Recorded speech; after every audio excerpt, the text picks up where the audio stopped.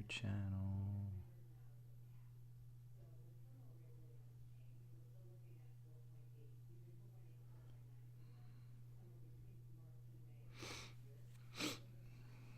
I am live.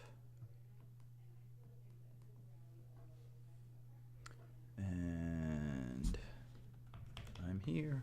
Okay. I'm going to go to notes.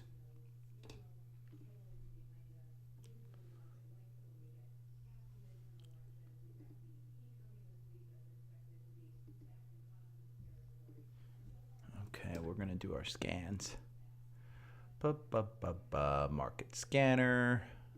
We're just going to do a arc scans. Bum, bum, bum, bum, bum, bum.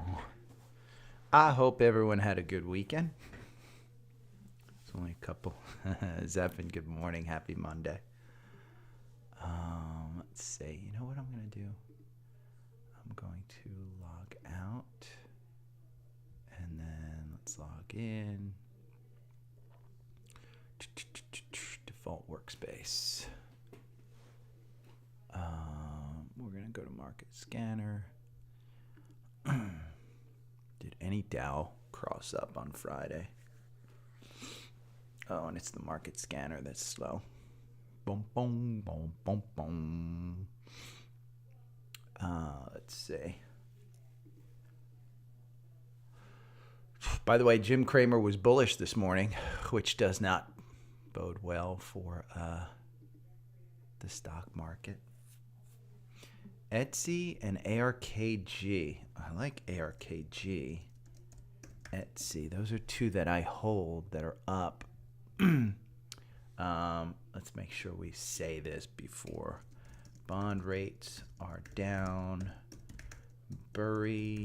Michael Burry, warning on Twitter. And that's bond rates are down, ARKs are up.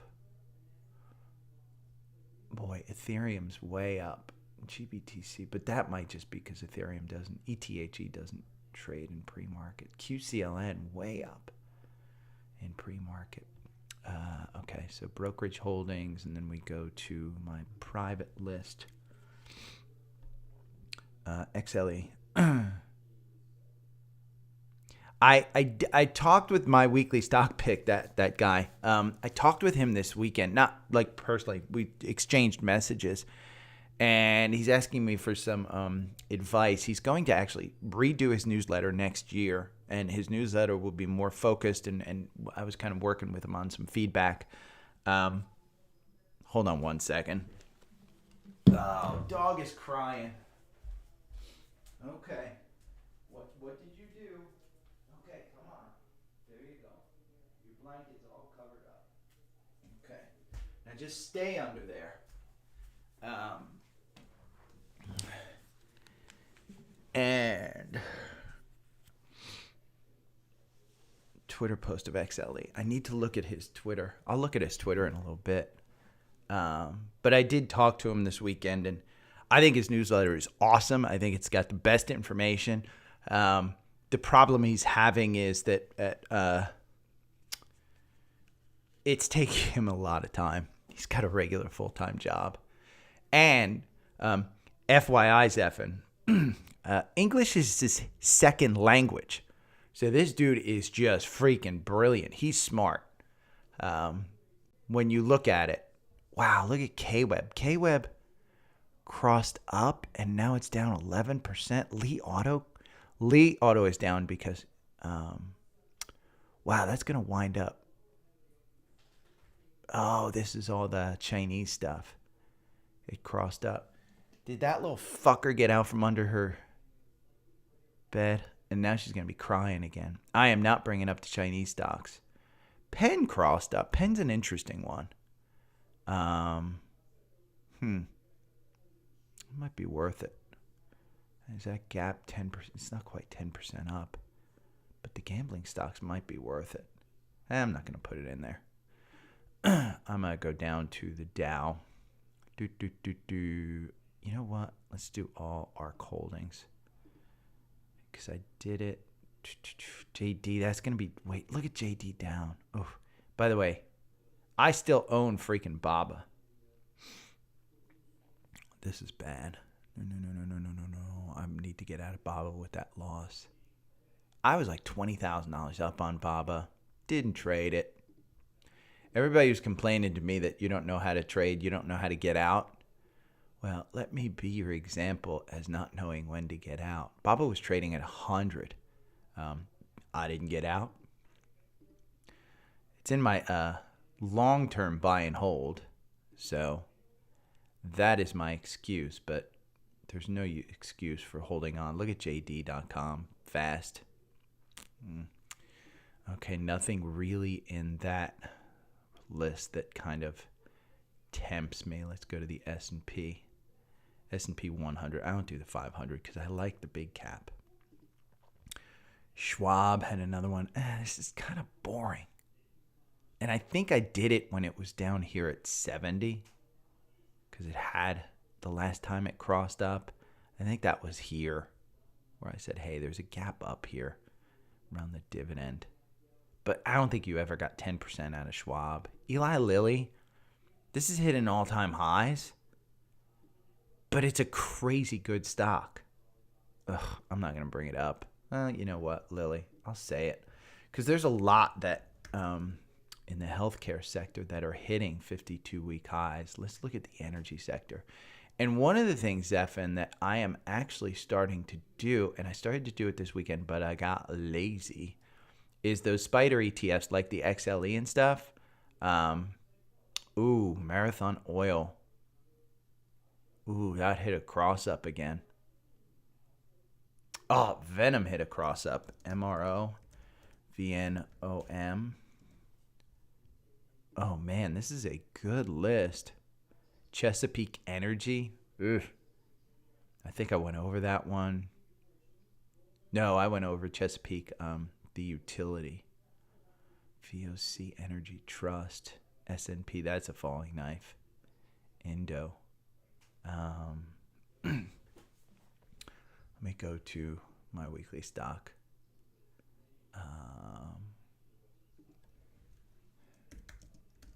Weekly. Let me see his. What did he say? My trading approach. By the way, his trading approach is phenomenal.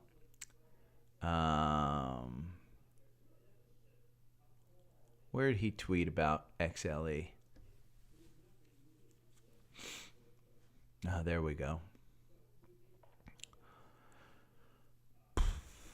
Yeah. So what I did, Zephin, was I kind of took this and I said, I always kind of promote trading the trend, and probably it makes sense for me to put these spider ETFs, sector ETFs, on a watch list.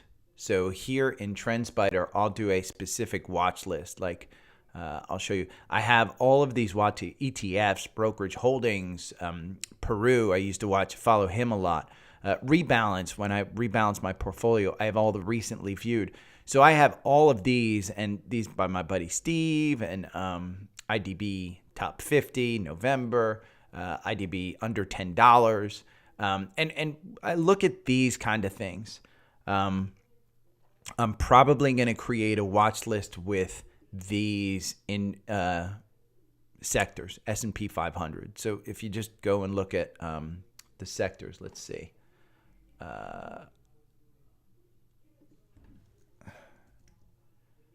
Spider sectors. ETFs.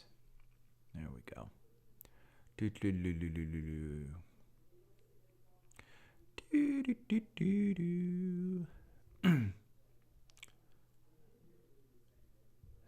So here it is. XLB, XLE, XLC, XLY, XLU, XLI, XLV, XLRE, XLF, XLK, XLP. And I want to bring up earnings too. Let's bring up the earnings. Where is my earnings? Oh, come on. TrendSpider, FinViz, Budget Tractor. Oh, I know I've got it in here somewhere. Earnings Whisperer, there it is. I want to bring up earnings. But what I'm going to do is I'm going to start that spider sector and look at the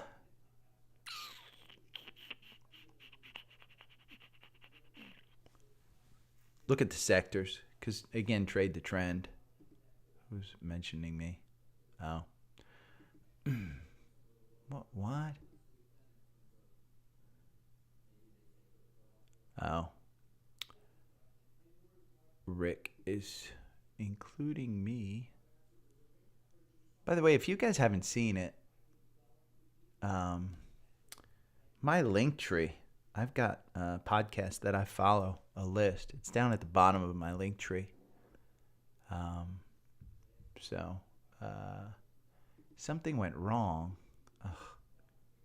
Earnings whispers. There we go.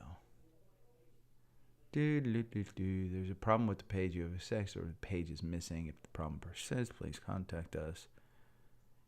I just want earningswhispers.com. Why is that so hard? So here's what it is. So if you go to FinViz, I'll show you FinViz. We'll go to FinViz. So look at this heat map here. So see the technology, communication services, consumer cyclical. These are all sectors: financial, healthcare plans, medical devices, blah, blah, blah. The spider, let's see. Sector ETFs. There we go. If you go and you look at these spider sector ETFs, oh, I had them right here. Why did I do that? View full sector tracker. I think this is it. So these track sectors, and it's kind of, you can find an ETF that tracks anything, absolutely anything. And when you look at these sectors, you can see, we'll put year to date. Look at year to date. So what I want to try and do is track some of these sectors. So let's say 1 month. Look at the XLE. I mean, it makes sense. Look at XLF. Look at the healthcare. I mean, if this doesn't tell you that we're going into a recession, I don't know what would. But consumer discretionary down 7%. Utilities down 13%. Utilities are usually pretty good when you head into a recession. So that's a little bit, whatever. But your 3 month. I mean, it's clear. Energy. And you want to know why I track energy? Look at energy in the short term. Trade the trend. The only thing that's up in these sectors is energy. That's it. So you can track sector heat map, sector charting. It's a great website. Great website. Let me see what they say about Apple. Early movers, MSFT, and BA, Boeing. That's what I wanted to put on there. October 17th, they moved their price target to 177. Credit Suisse moved their price target to 190. Barclays moved it to 155. September 29th, moved it to 189 from Rosenblatt. I like this one. Podcast. Okay, here's what I'm going to do. I've got Active Trader Pro up and running. We're going to go to Strategy Tester. I am going to do XLK. Boom, boom, boom, boom. So those ETFs, Zeph, they're just ETFs. And essentially, if I put them in a watch list, I can view, and I've got to alter this. Oh, this is why. I've got to do. Oh, damn. Compressor. I want this around 10. There we go. That's a little bit better. There we go. Let's compressor threshold. We'll pull that up. Ratio. I'm just testing the microphone so I can hear it in my headphones. Attack. There we go. Good morning. Oh, that's a little bit harsh. So if I start, I had caffeine this morning too, by the way. I was psyched up when I was on the phone with some friends at about 8 o'clock in the morning. I'm going to start a podcast, by the way, a positivity podcast, where every morning, so that you guys know, I mean, there's only 3 people watching, but if you're watching it on the replay, essentially what I do is I start the day with manifestations, I guess you can call it, but positive things that happened the day before. Today I was remembering yesterday walking through the woods and smelling the leaves. I remember looking up and seeing the wind blow the leaves down, and how that signifies to me the beginning of fall and a new season, and how I get to wear long pants and I can gain some weight and nobody will notice because I can layer my shirts. I noticed yesterday how happy my dogs were when I came home. I noticed yesterday how happy food made me and eating the right food. I noticed yesterday how the blisters on my feet from walking essentially a marathon, hiking a marathon level distance over the weekend, allowed me the opportunity to just be happy that I walked that far, that I can walk that far physically. The waking up in the middle of the night to a dream that I had and how happy that dream made me, and positive thoughts. I'm thinking of starting a podcast where I do that in the morning for 3 minutes. I don't know if people would listen to it, but it's the little things in life you have to be happy for and stuff. What's down to? Tesla's down 2%. By the way, Tesla, I'm going to bring up Tesla. Yeah, what the hell? We're going to do Tesla. Price reduction in China and Elon selling.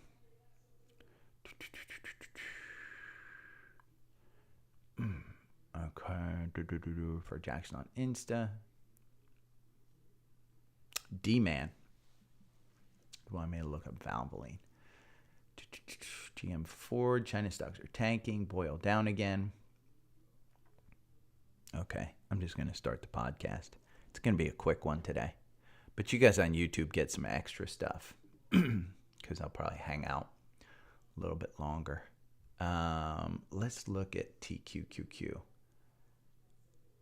And I do want to, TQQQ. Let's look at, I'm going to put this in. I'm going to scroll up. And I'm going to do energy and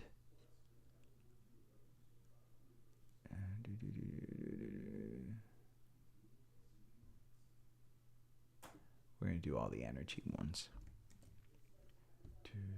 I'm going to paste that down here. And I'm going to look at my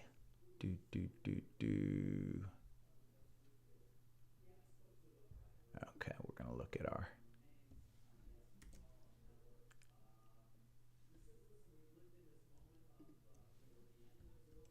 I'm going to put that down here.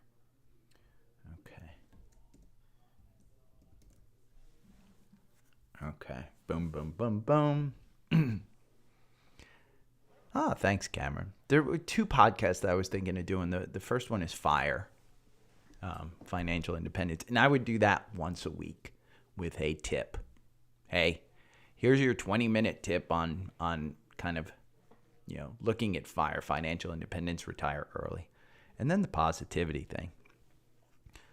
Because I do think that even though my mother tells me I'm significantly negative, this is coming, well, we won't get into it. But yeah, I think a lot of people think that I'm pretty positive about stuff. Yeah, fire. I was looking at, let me see.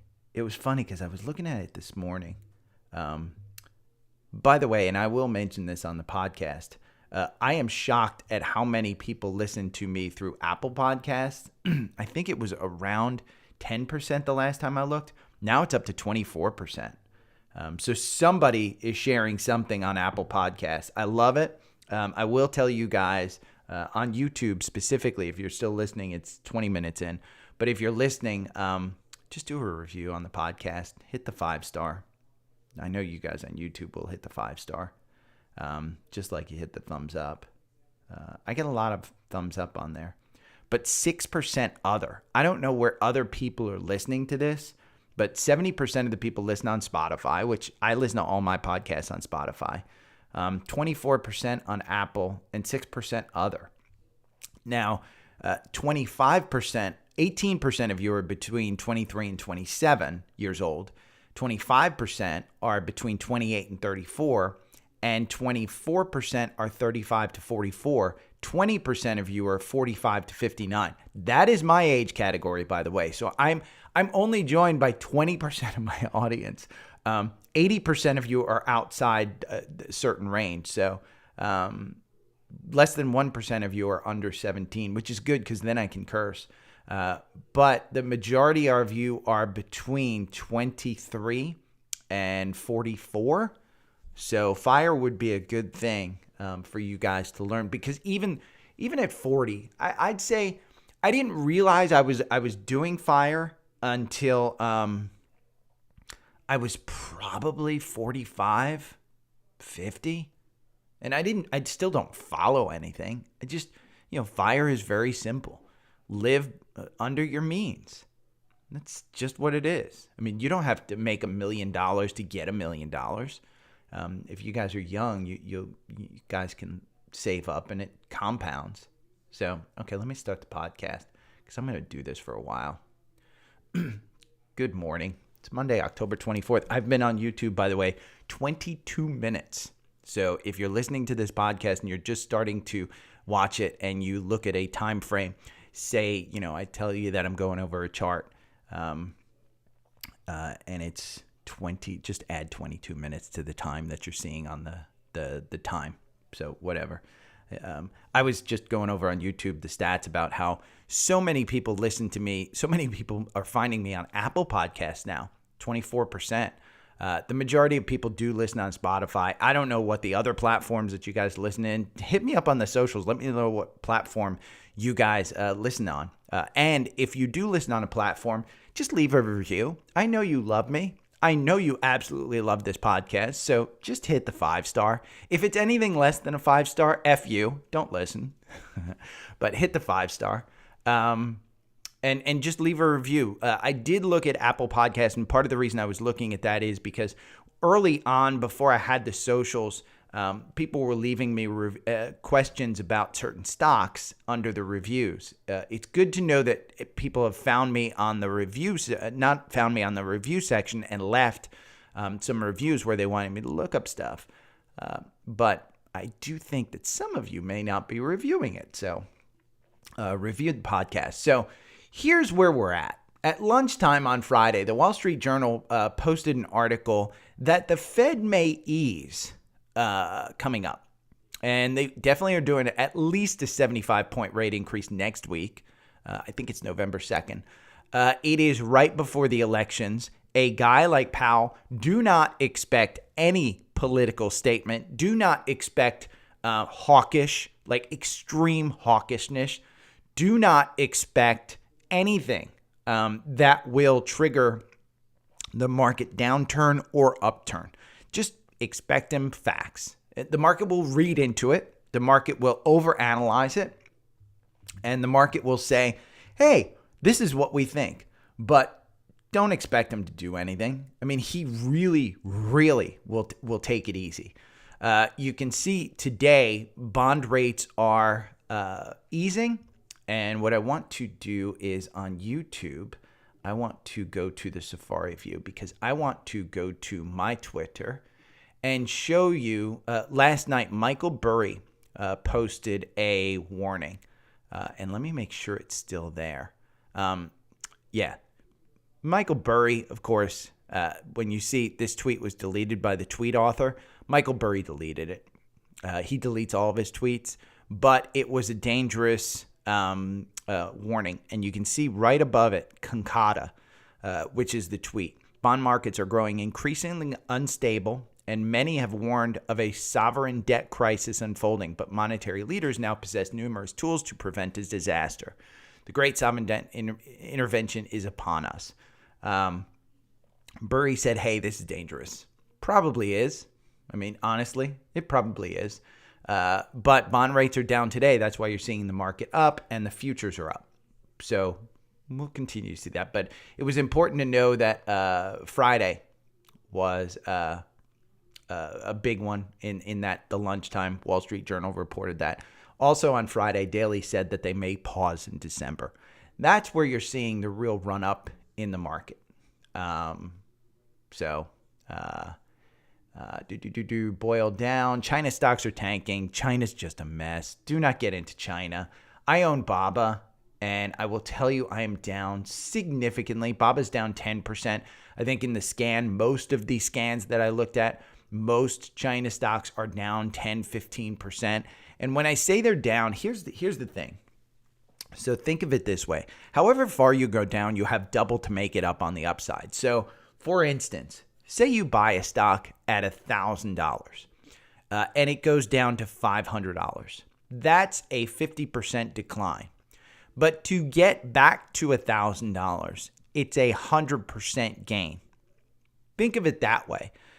When people ask me, hey, should I get out of this stock? And several people over the weekend told me, hey, should I get out of Boyle? Boyle was a big one. Hey, should I get out of Boyle?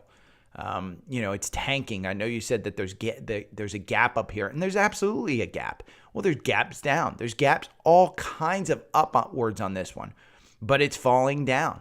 When we look at the Boyle, we look at the weekly. What was it trading for prior to January 2020 during COVID? Let's see. It really didn't have that big of a COVID kind of reaction in 2020.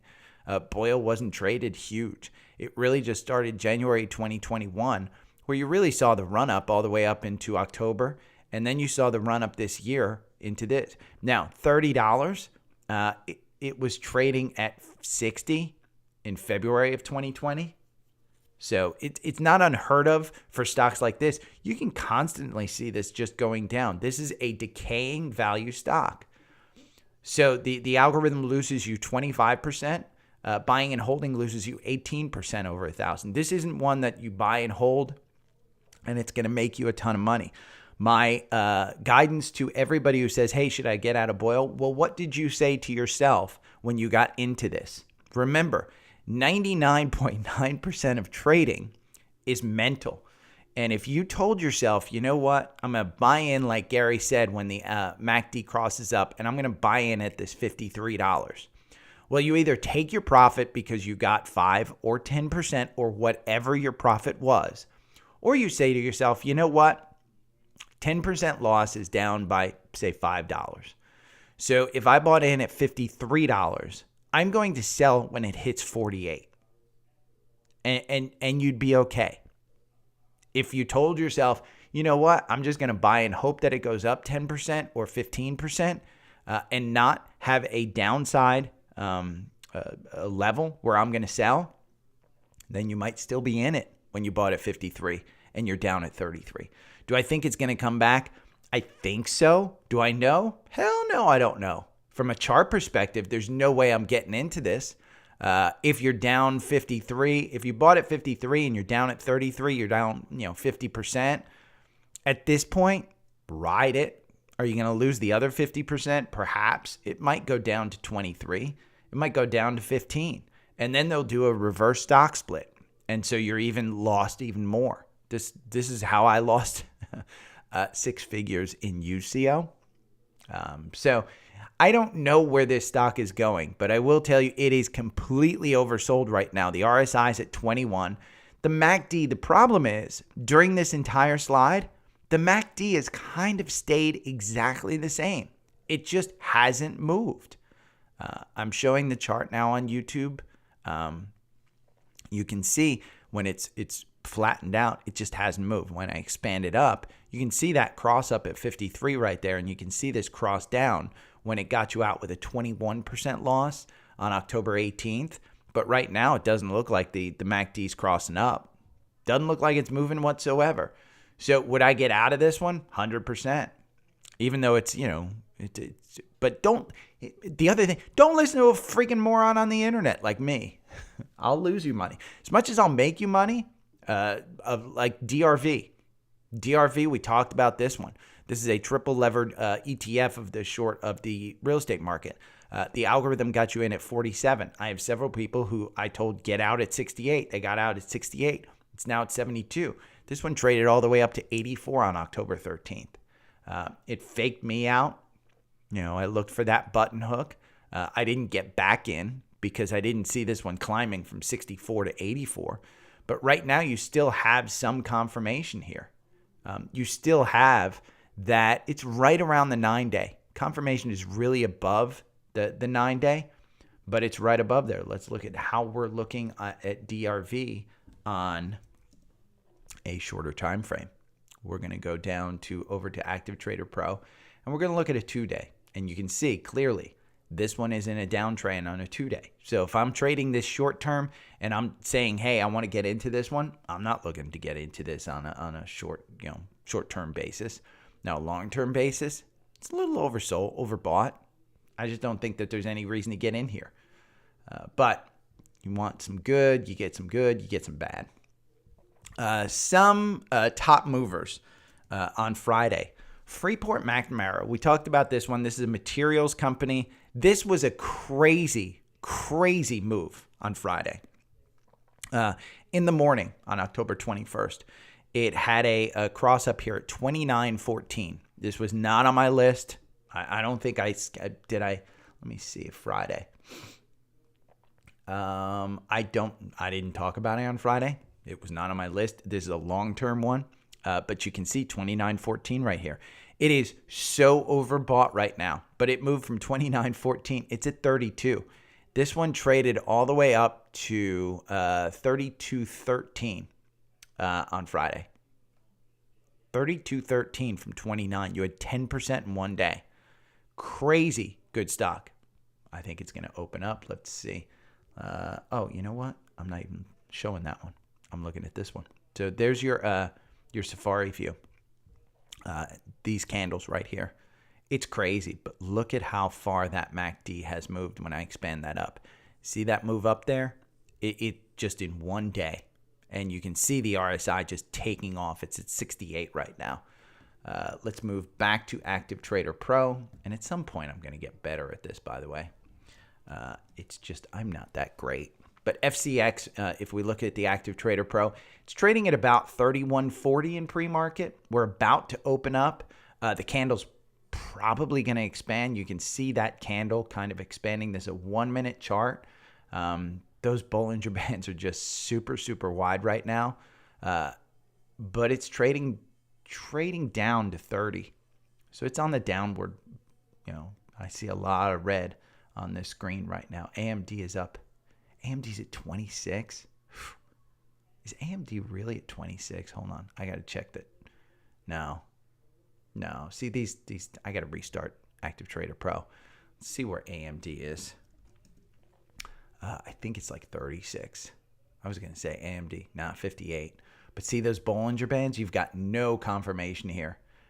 It looks like the NASDAQ is opening slightly down. Dow Jones is slightly up. The VIX is up at 31. Let's check you, VIXy, as long as we're looking live.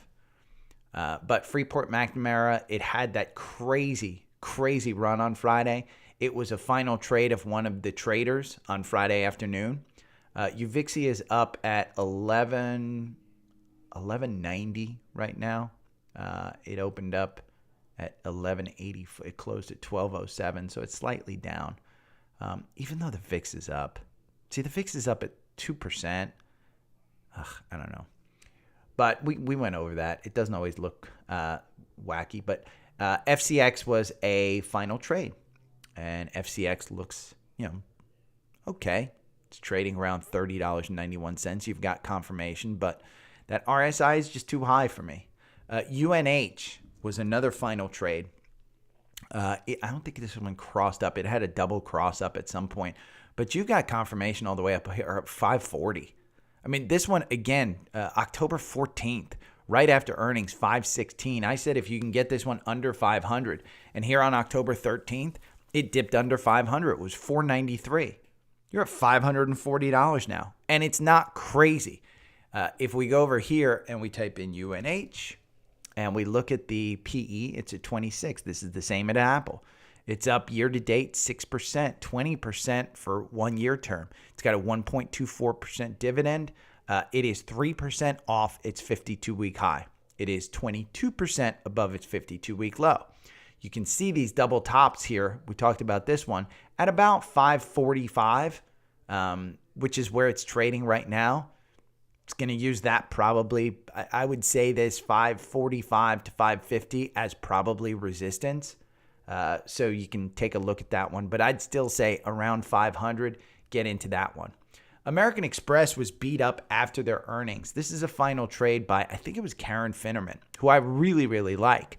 I think she's incredibly smart. You can see this one was beaten up on October 21st, and it's right after earnings. It went all the way down to 132. It's trading at 141 right now. Doesn't have a MACD cross up right now. If I expand this, see how it kind of just bounced off it. The entry was 140.90. In my mind, I think that's a decent trade. I don't think this is one of those stocks where you won't get burned. You absolutely will not get burned. You just buy and you hold it. You can just buy and hold it. Yeah, I mean, American Express, not a horrible one. By the way, I'm seeing in the upper right. I don't know. You guys can't see the percentage down, but wow, I'm way down on pretty much everything. PanW is down 2%. QCLN, which was up. Shopify's down 2%. Square's down 2%. Tesla's down 4%. Tesla's, we're going to talk about Tesla now. Look at Tesla. So remember how I told you, hey, I think it's going to fill this gap, and it was all the way pre-COVID. Here's what you have to know about Tesla. There are two things. They lowered the sale price of the Model Y and the Model 3 in China. It was maybe about demand, but remember too, they lowered the price. They wanted to get some things up. But Elon is also out of his blackout window. So today, very likely he may be selling. And when we look at, I'm going to go to a weekly, because when you look at the weekly, you can clearly see how it's still in an upward trend, but that 200-day is right around 150. If we go to a daily, and I think is the gap back here, or is it just too far back for a daily? There we are. See that gap right here around 140? I think if you dip below 200 today, and you're very likely to dip below 200, but this gap right here is in play. Because look at that daily from a near-term perspective. Those Bollinger Bands are huge. The RSI is at 31. Looks like it's not quite crossing up, that MACD. It may be crossing up. But when we look at the algorithm, remember the algorithm now is actually making you money on Tesla. For a long time, it didn't make you money on Tesla. But it's the algorithm makes you 56% versus buying and holding makes you 54%. So you did have that buy-in here at 219. I said be careful about that one. I wasn't sure about it. It did cross up, but I had posted a lot of things about that gap at 130 to 140, plus the selling pressure that Elon might feel if he has to fund Twitter. So I do think that this one is in danger of going below 200. When it goes below 200, I'd add to your lot. I wouldn't be concerned about that 140 price. I absolutely would not be concerned about that whatsoever. I think Elon is going to sell, could hit 150. Remember what I say, if you're going to buy 1,000 shares, when it dips under 200, just buy 100 of them, buy 10%. Wait for a MACD cross and then add 50% when it gets to the MACD cross. But this one is super, super expensive, and you have to be careful about it because here, we'll go to the PE. The PE is 66. The forward PE is 36. Year to date, this is only down 39%. So with something that big of a PE, you've got an issue. Now, they announced earnings. There wasn't anything crazy about earnings. When you go down here, October 20th, they all reiterated their price targets. Anywhere between 230 and 300. I think there's a couple in here. Yeah, 340, 330, 355. So these guys have price targets based on performance. You've got some issues here. Definitely have some issues. But that's a one to watch. Caterpillar had a crazy good day on Friday. Look at this move. This stock, and I wanted to bring this up because this is a Dow stock. 165 was the buy in September 30th. They had their dividend X date on October 21st on Friday. You've got earnings coming up October 26th. Here's what you have to know. They might have some exposure to currency. So I don't know that I'd necessarily trust this one. Right now, that RSI is at 67. I wouldn't buy into this right before earnings, but you've moved from 165 all the way up to 191. So you've gotten your 10% on this particular one. It's just been a crazy good move. You still have absolute confirmation in this one. And it's possible that it's just been beaten down too much. Let's look at Caterpillar right now.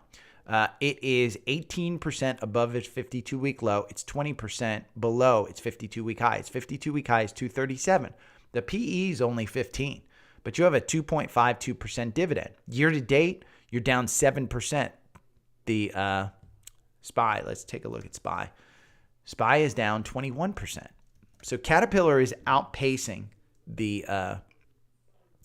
S&P. It's a great stock, and it had a crazy good buy. Taiwan Semiconductor. Tractor Supply is TSCO is the one. It had a great move on Friday. You had a buy-in here. I brought this one up. Tractor Supply, right before earnings, it crossed up at 191. It had great earnings. It got you out right after earnings with a slight loss. But you can't get out on that one. You had the button hook. It's now got to move up. It's trading at 203.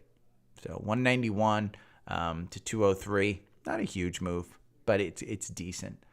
XOM hit a 52-week high on Friday.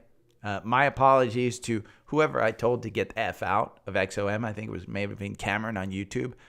But when you get close to that 52-week high, you don't want to stay in. It's up 1%. It's at 107. This is the 52-week high right before earnings. They are going to have to display an enormous positive momentum for the earnings to not take this company down. The RSI right now is at 71. There's no way I'm buying into this one.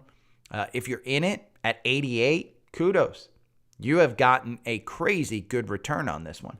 I was on YouTube earlier talking about the spider sectors. And if you just want to Google it, just type in spider sectors and you'll see there's a web page, sectorspdr.com, and you can look at the sectors. There's XLC for communication, XLY. I'm going to be putting in a special scanner so that I can look at these. Because essentially when you look at these and you look at their performance, let's go here, and you can look at year to date. And I'm showing this on my screen. Year to date, energy is the only sector that's up. The only sector that's up. And it's up 56%. So when I'm talking about trading a trend, we even go back to 1 month, and you've got XLE up 15%. The next closest is healthcare at 3%. You've got utilities losing 13%, real estate losing 9%, consumer discretionary losing 7%. If you want to invest in a stock, one of the good ways of doing this is to take a look at the stock and to look at how, not only how the stock's doing, but how's the sector doing. Is the stock beating the sector? Is the stock leading the sector? Like, for instance, Diamondback Energy. We talk about Diamondback all the time. It's up 18% in that 1 month. Well, it's beating the energy sector at 14%. Talked about ExxonMobil, 16% up. It's beating the 14% XLE. Look at all of the top stocks in Biogen is up 34%. Well, that's in XLV, which is healthcare. That's only up 3%. Schlumberger up 34% in 1 month. We brought that one up a while ago. Halliburton up 25%. Phillips 66, Nucor. Netflix up 22%. Thank you to the supporter that tipped me, by the way, on the Netflix tip. I really love when you guys tell me that you made. Twitter's up 20%. That's in XLC, Consumer Communication Services. That's down 0.22% in 1 month. So when you get a stock, take a look. Is it beating the sector? I'm going to be looking at sectors to see which ones are hot, which ones are crossing up. If there's a cross up on one, the XLRE, which is real estate, is down 10%. So we've had DRV on that one, but I like that one. Let's look at Ford Jackson on Instagram. He wanted me to look at some of the cruise lines because last week the earnings from the airlines were really, really good. Record revenues. So RCLH, they report on November 3rd, which is, I think, next week. 4404 on October 12th was the cross up. You've got an RSI right now at 61. I don't know that I'd necessarily say, oh my God, you've got to get into this one. It does have confirmation on the algorithm. It's above that 9-day. It's moved from 44 to 48. So it's got its 10%. The cruise lines are funky because, yes, they are full.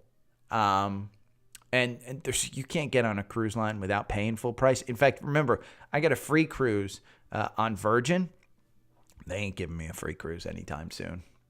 So another cruise line, NCLH, which is Norwegian.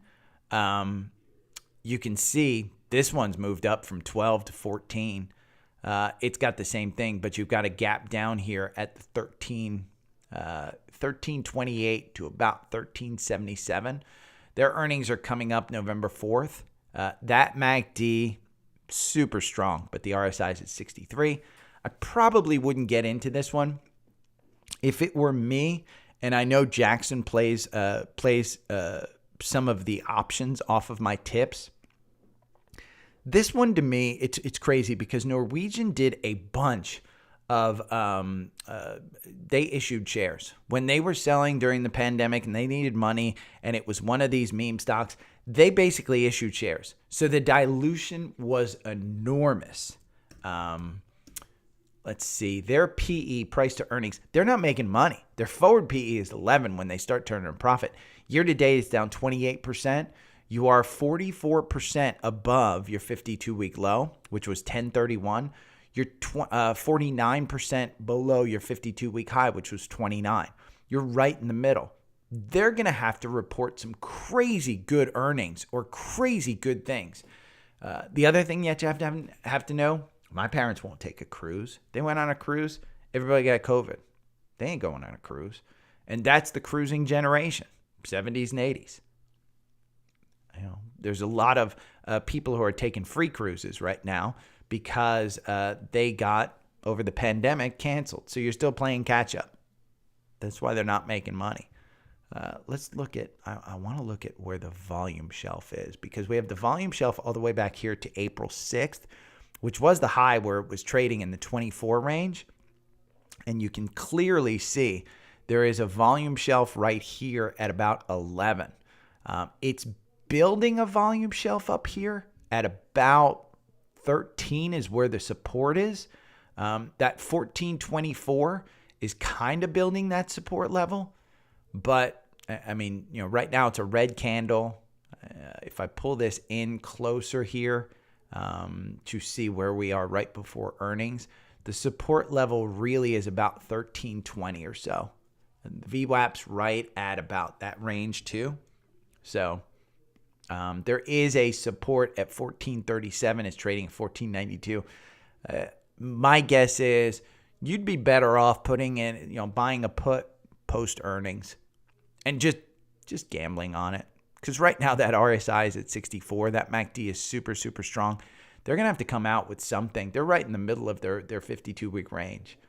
So if you want to gamble, maybe you do that one. Foot Locker. This is interesting, and I'm going to kind of go over this one. And it's not one that I would say, oh my God, this is a must buy. This is a business that is not good. Let's look at FinViz. Their PE is 6, so they are making money. Their dividend is 5%, which is a great dividend. They're down right about the same amount as the S&P, down 27%.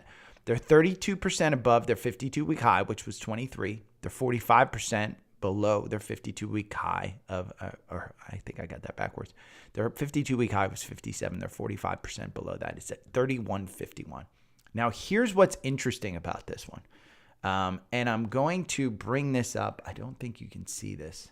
Let me go into OBS, and I will move this over so you can see this. Okay, now you can see it. Over here on the right, these are all insider sales. And these are Vesa Equity Investments. They sold a ton of insider sales. It's an interesting one because they also there's been a bunch of insider buys as what? Well, it's insider sales. It's insider. This is, look at that, 77,000, 5 million. You have nothing. You have nothing but awards, and then all of a sudden, Vesa Equity starts selling, and it's in a slide. Now, it had that MACD cross up. Their earnings are coming up November 17th. If you wanted to buy puts in this one, I think that might be an interesting one. Now, when we go and we look at Foot Locker, you can go on all the way down here. If you don't have TrendSpider, you can go and look at FinViz, and you can see that they have a bunch of insider sales, 10% owner. They're selling out of their position in Foot Locker, Vesa Equity. So it's an interesting one. That just came up on an insider link. D-Man wanted me to look at VVV, Valvoline. Yes, it's an energy. PE is 11. It's got a 1.82% dividend. It is 13% above its 52-week high, low, 27% below its 52-week high. It's trading at 27. Year to date, it's down 26%. Is this energy? Yeah, it's energy. So this is an energy stock that year to date is down 26%. Meanwhile, you guys saw in that spider, energy year to date up 56%, and this one is down 26%. How is that possible? Let's go and look at the chart to see if this is.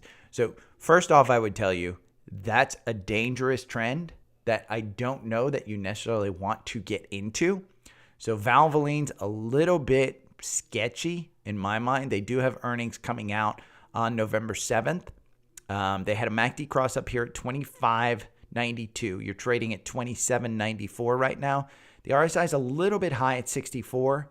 I don't know that I'd necessarily look into this one at buying, but what is interesting about it is it is clearly going to use that 50-day as a kind of resistance level, if you will. See, it's how it's crossed there every now and then. This one, it got up back in June. It got above the 200-day. And then back here in August, it got above the 200-day. But that's extreme resistance. I think right now that 50-day is going to be providing it resistance level. And that's right where it's trading. So I would say don't get into this one. There are a lot of other great companies to buy in the energy sector. I will tell you CVX is one of them. Well, I've got my list of energy names. But CVX has a 3% dividend. It's got the same PE at 11. It's only 4% below its 52-week high. Year to date, it's up 47%. So I don't think Valvoline's probably not one that you want to get into. Another one that I got asked about is SPXU from Eric on Instagram. And this is one, he said he's getting killed. I would say, yeah, see, and this is an ultra pro short. So you're getting killed because the market's basically going up. Well, you had this MACD cross up here at 21. It's now at 18. You had a MACD cross down here with an 11% loss on October 18th. Right now, the MACD is just free fall. The RSI is at 38, so it's still got room to go down. I wouldn't get you into this one because you don't want to time it. The 200-day is at 1807. It's trading at 1858 right now. If we go to the daily on SPXU, again, remember this is a triple levered ETF.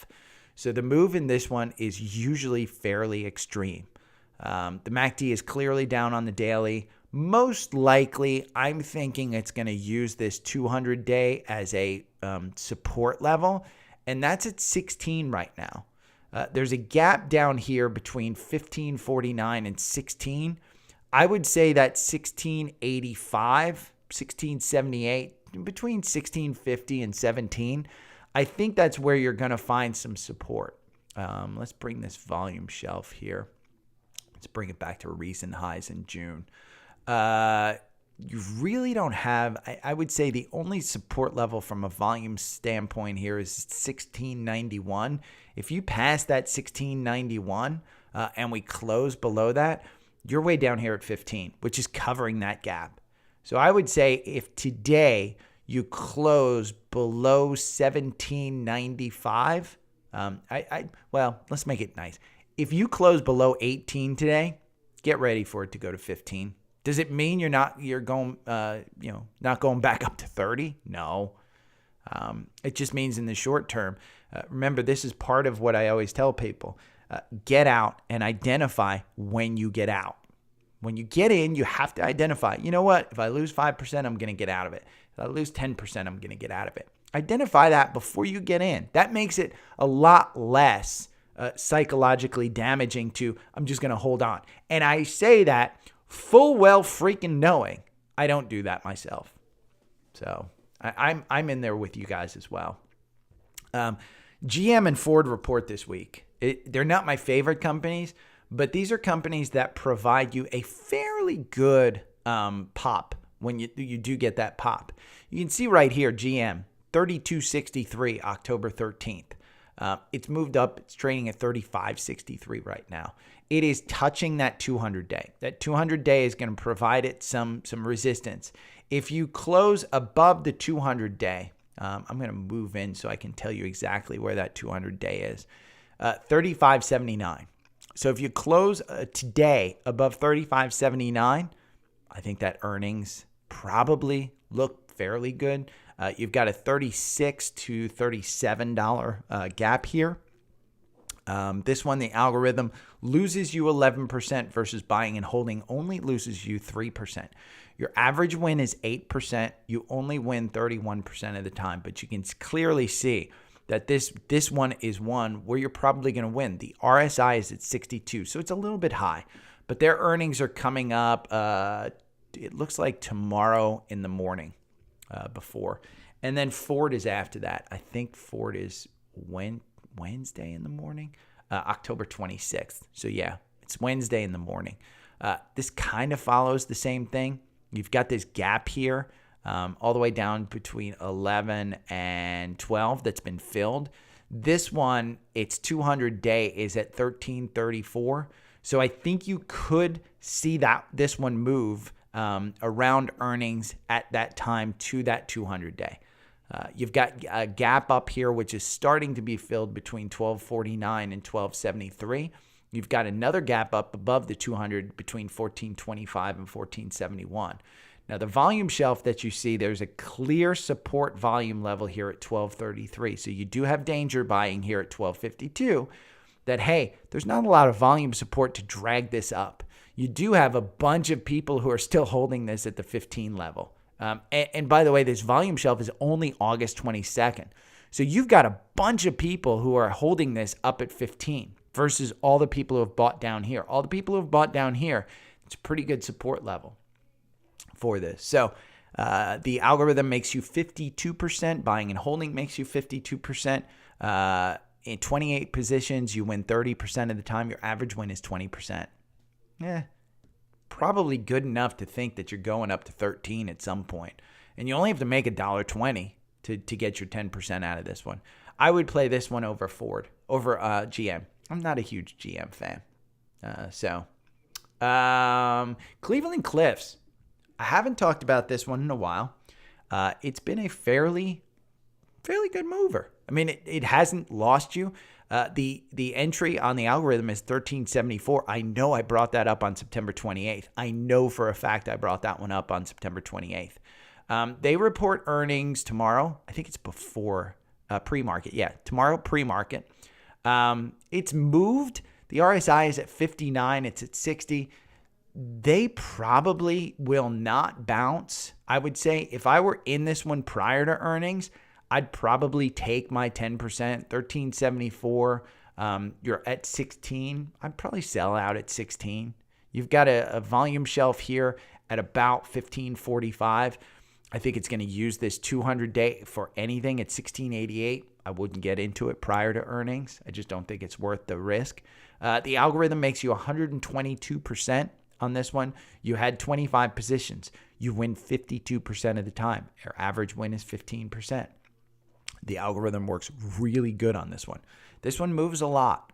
Now, mind you, prior to the pandemic, prior to COVID, this was a $7 stock. Let me move it back so we can see. I'm on a, let me go to a monthly, or I'll go to a weekly.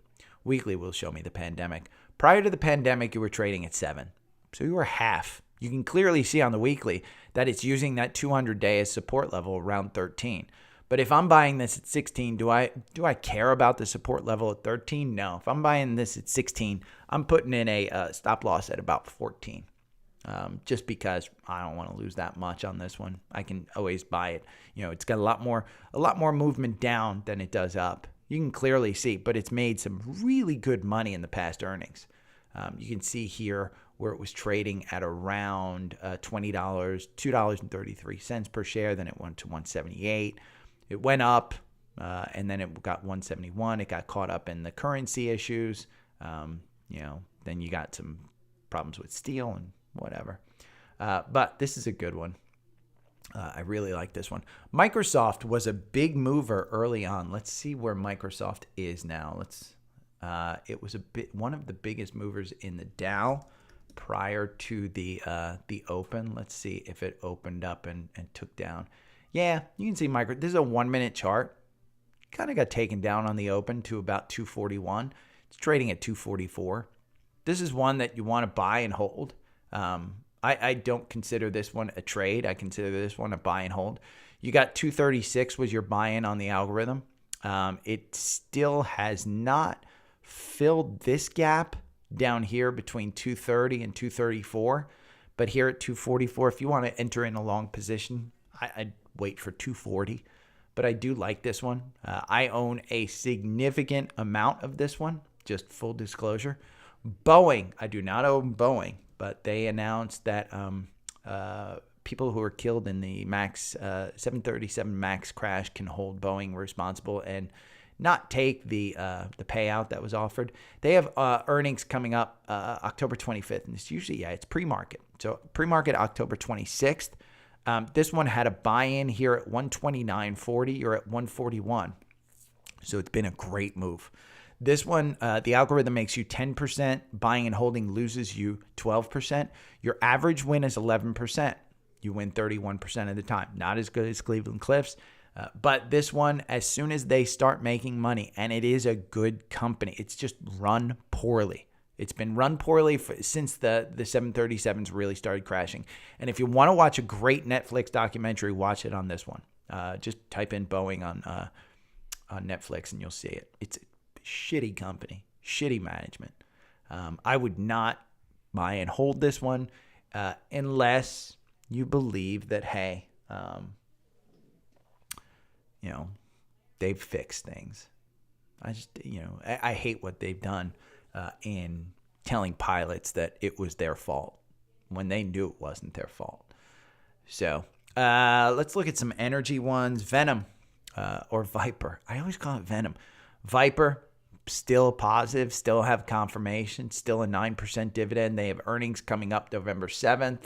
ConocoPhillips, COP, probably still has confirmation on their move as well. Energy is just a killer. 106 was the buy-in. You're trading at 126 right now. Great move. Devon Energy, I think they just passed their ex-dividend date. I think I just got their ex-dividend date. Their ex-dividend date was September. Their earnings are coming up on November 1st. Still has confirmation. I'm not selling out of this one at 75.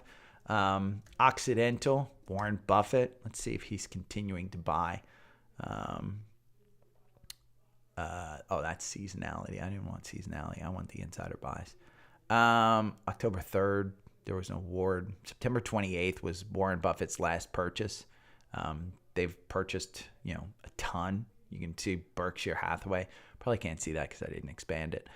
You do have a gap down here between 61 and 62. 71 still has confirmation. XOM, Exxon, we talked about this one. 52-week high at 107. Still got confirmation. CVX, I think this one was pulling back a little bit today. This is Chevron. Looks like it's recovered. 173. I said anything under 160, buy this one. This one, the buy-in was at 148. They have earnings coming up. Great buy. FANG, which has like a 9% dividend, just like Viper does. This one has all the confirmation in the world from 119. You can clearly see on all of these, though, they're completely overbought. But energy is just being affected by that supply demand. There is more demand than there is supply. And when China opens back up, that's going to even drive the prices higher. Right now, governments are holding this one down. PXD, Pioneer Natural Resources. Great dividend. Earnings are coming up on October 27th. This has all the confirmation in the world, but the RSI is at 71. It's crazy how high this one is. And you've got this gap down here between 225 and 217. I probably wouldn't buy this one just thinking that that gap is going to get covered. But right now, this gap right here between, 250, it's already been covered. It's already been covered. So scans. Let's go over scans. And ARK got a scan up, and it's already 2% down in the market. But ARKG 3112 is the cross up. I don't know if I'd buy it. Rising rates, probably an issue. But okay, guys, I'm gonna be right back. I will be right back. Dog is crying.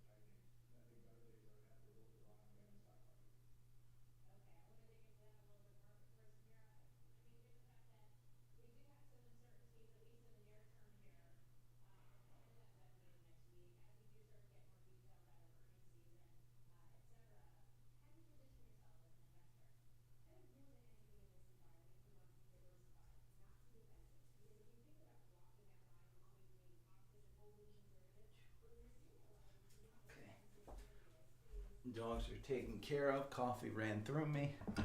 Okay, and I'm on scans. Okay, let me look at some of these. Morning, fellas. Bad decisions on Sunday messes up the Monday.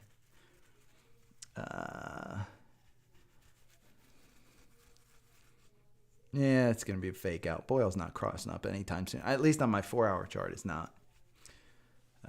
Boyle's up 10% today. I'm going to have to look at that. Okay, let me get back to the scans. Okay, sorry. Dogs were crying. Had to pause that one. Another scan that crossed up, Etsy. I'm not sure if I'm crazy about this one. I own it. It's $100. It's trading at 97, 192, $100.92 was the cross up. Their earnings are coming out November 2nd. I'm not crazy about this one. I probably shouldn't own this one. This is one where I should have gotten rid of it. But you can clearly see how the 200-day, the death cross is probably going to happen at some point here, but you got all kinds of gaps here. That 200-day is probably going to supply some support. But down here at 70, I think that's probably where it's going again. I don't know that I'd necessarily buy into this one. It just had a cross up. If you like Etsy, buy Etsy. One that is a crazy cross up is Eli Lilly. And it's a secondary cross up because the initial buy came here September 23rd at 311. And that 311, you've got some gaps here between 313 and 316. You're at 348 right now. It's at a 52-week high, I believe. Let me just look at Eli Lilly. There we go. LLY is the symbol. Your PE is 54. Your dividend is 1.15. Year to date, it's up 23%. Your 52-week high is 342. And you're trading at 348.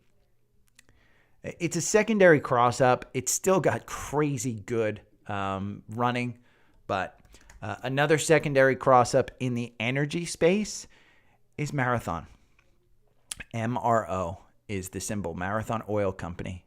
22 was the cross-up here on September 30th, 22.82. You have a gap up between 22 and 24. That gap up between 22 and 23, it hasn't been covered, but you still have crazy confirmation. Their earnings are coming out November 2nd. This one, by the way, the algorithm makes you 215% over 1,000 candles. Just FYI, buying and holding this one over 1,000 candles makes you 600%.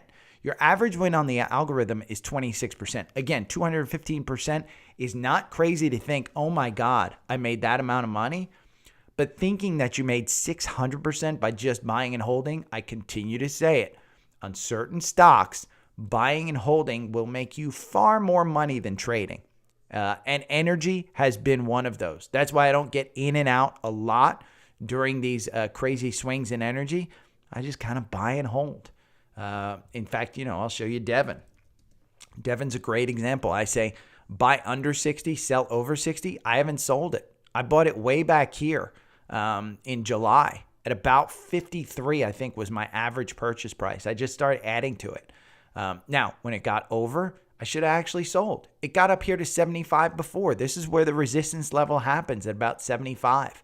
And I should have sold it because it came all the way back down here to about 57. So I should have sold it up here. Could have rebought it back down here. But you can't time these things. You just don't know. And again, energy is one of those things that's in a supply-demand issue. So not only MRO has a cross-up, but Viper has a cross-up. We talked about this one a little earlier. Secondary cross-up. The RSI is just too high, though. At right now, November 7th, you've got is their earnings, but you've got all the confirmation in the world. So I do think that you have an opportunity today. I will start those spider ETFs and looking at those a little bit in the coming days, the coming months. I just got to get unlazy. But right now, you've got the ARKs way down. Let's see. You're down by 1% on the NASDAQ. You're up. You're kind of flat. I'm probably down. Apple's down. The ARKs are down. Google's down. Microsoft is up 243. Let me go to Active Trader Pro and let's look at TQQQ. I continue to say when it's under 20, just buy it. See, it's trending that way right now. Your actual purchase should be SQQQ right now if you're day trading this one, because look at all of this confirmation on the downside right here. Now you've started to come back in this 1 minute candle. That 9-day, the VWAP's up at here at $20.56. SQQQ will have all the confirmation in the world though. Wait till you see these candles. Look at the volume. The actual Bollinger Bands are syncing up. They're expanding. You can clearly see that they were right here. They were expanding wherever, and bought at 54 at the open. You're up at 55 right now. Not a huge move, but you don't have a ton of moves right now in the market. So hit me up on the socials. Cruise lines. Hey Jackson. Jackson's on YouTube Live. The cruise lines, Jackson's a little bit more of a options trader, and he's a little more advanced than I think most folks. I am not the gambler that Jackson is, but the cruise lines, I continue to think that Carnival Cruise Lines, they had their earnings. They lost 58 cents per share. Look at that move down. And now you've got it semi-recovering. You got this gap up here about 854 or so. But you've got Royal Caribbean, RCL is Royal Caribbean. And you've got this one. It didn't get affected too much. I mean, it went from 44 down to, it looks like 44.77 down to 44. Let's see RCL. Let's look at RCL on FinViz. They're not making money. They're down 36% year to date. They've got a kind of a wedge forming here between 50 and 40. I think that's your trading range, but my guess is after earnings, it's probably going down towards 40. That would just be my assumption. So I think Jackson will probably play some options on this one. I personally will not play this one. I do think that we've got more downside than upside. You look at the negativity in the market, and I think we've got more downside than so far. Earnings have been a shocking positive in the market. I'm crazy nervous that the earnings are this good. You've got Apple coming up with earnings. Where I think next week or the week after. No, it's this week, October 27th. So you've got the tech earnings this week. This is going to be huge. And are the reports of Apple actually slowing down some of their production on the iPhone 14? They won't release actual iPhone sales, but you can tell by the revenues and stuff, how they're doing on that. You got gaps, all kinds of upwards on this one. I think you probably at some point will dip back down to the 130s. But the 141 was your buy-in. You're at 146. And this is a stock that, again, in my opinion, you don't get burned. You absolutely do not get burned on this one. Look at the seasonality, by the way. We're going to go back to, let's go back to 1981. And look at the monthly. This is 42 years of Apple. 71% in October. It's your best month. So, let's look at what it was October 1st. October 1st, it was trading. Its high October 1st was 142. If you're trading Apple, I'd put in a stop loss at 142 and buy it at 146. 71% of the time you're up. So you should be at above 142. If you wanted to buy it later, buy it at 142 when it's down at some point when the market takes it down. But this is one you just buy and hold. So again, I think there's trading opportunities out there for you guys. My idea, the goal of this podcast is to give you guys ideas. And sometimes I win, sometimes I lose. There's some really good ones. Let's look at Active Trader Pro, by the way, because I think it was Zephin said Boyle is up. Is it up today 10%? Is today the day we move on BOIL? Wow, it is up. It's up 7% today. Today, those Bollinger Bands. Look at those Bollinger Bands. And you've got a volume shelf above here. Do you have confirmation? You don't. Kind of got that red candle hitting right about that. You know what? Rather than continue this on the podcast, I'm going to continue this on YouTube Live. We are at 1 hour ago. It is at 55 minutes. So I think it's probably going to be about 55 minutes plus 20. You can look on YouTube Live, but I'm going to continue that down below. Thank you guys for supporting the podcast. Thank you guys for reviewing the podcast. Thank you guys for everything. If you have any questions, hit me up on the socials. And remember, tip your bartender with all these tips. Take care. See you guys tomorrow. Okay, GarageBand, share, export song to disk. Boom. And now I'm on YouTube Live. So now I'm just with you guys. I'm exporting that. And let me make sure I'm on Active Trader Pro. Yeah. God, look at this. 32. Whew, you had you 10% just on this run. And FYI, see how it's outside those Bollinger Bands on that one? It's going to come back in. But when it came back in, it held the confirmation on the 1 minute. Let's take a look at the 5 minutes because it's going to be similar. Oh, come on. Oh, you know what? I gotta restart Active Trader Pro. For some reason, I need to restart my computer at some point. But let's restart Active Trader Pro.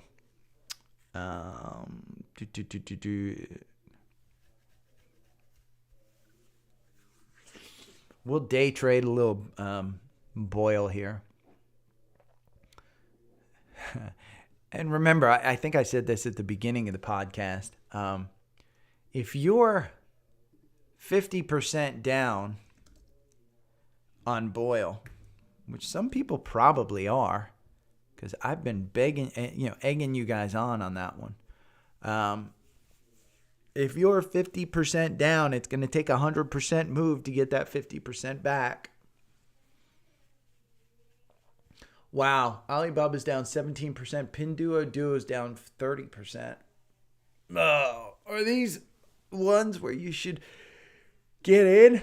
And my coffee is hitting. My coffee is... Okay, let's see. Woo! Look at Devon. Devon's kind of sinking up here. Let's look at BOIL.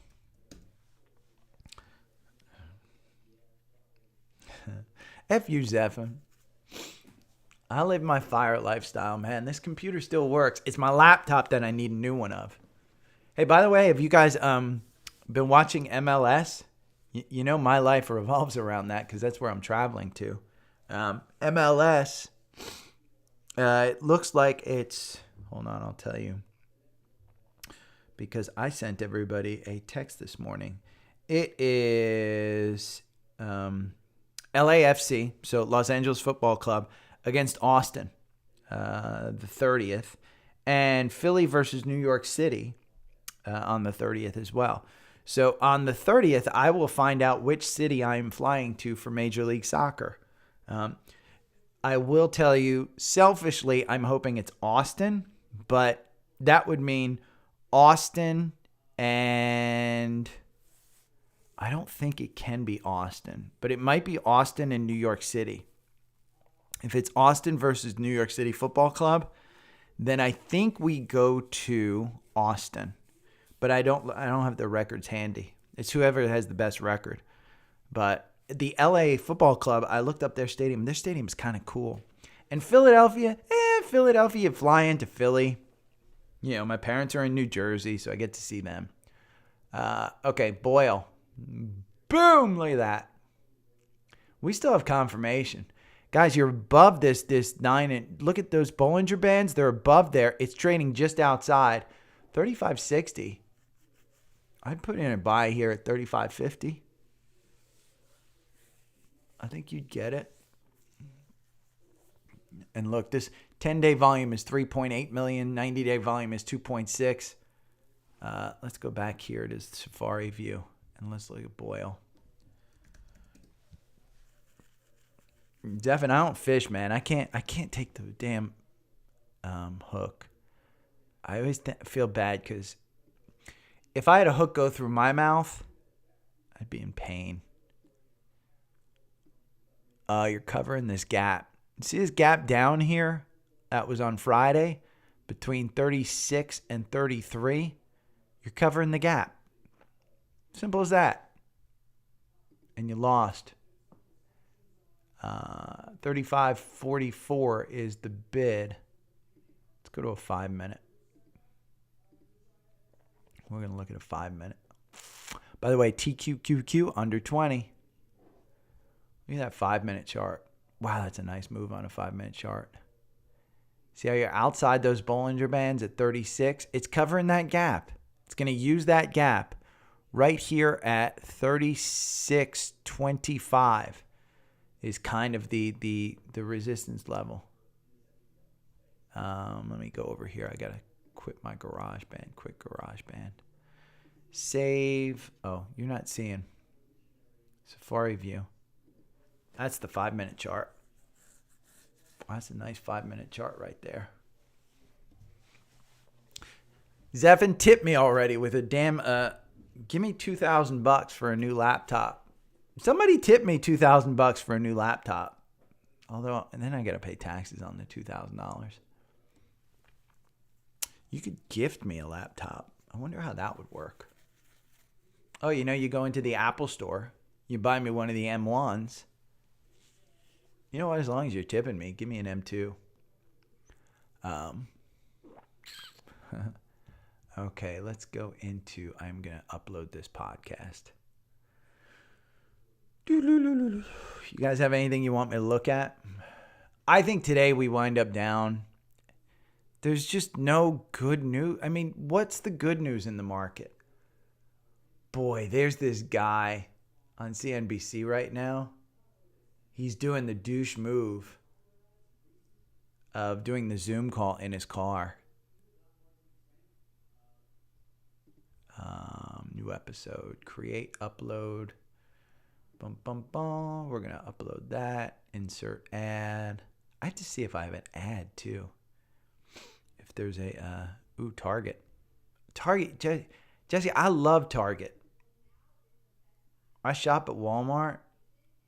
I got to tell you, I went to, oh, come on. I went to Publix. And you guys in the South, Jesse, you don't have Publix up there in Maine. You guys might have Wegmans. I love Wegmans. But we have Publix down here in the South, and they're probably the largest, if not the second largest. I think Kroger's one of the largest national brands. But Publix down here is pretty prevalent. And for spinach, I buy baby spinach, and I buy the tubs.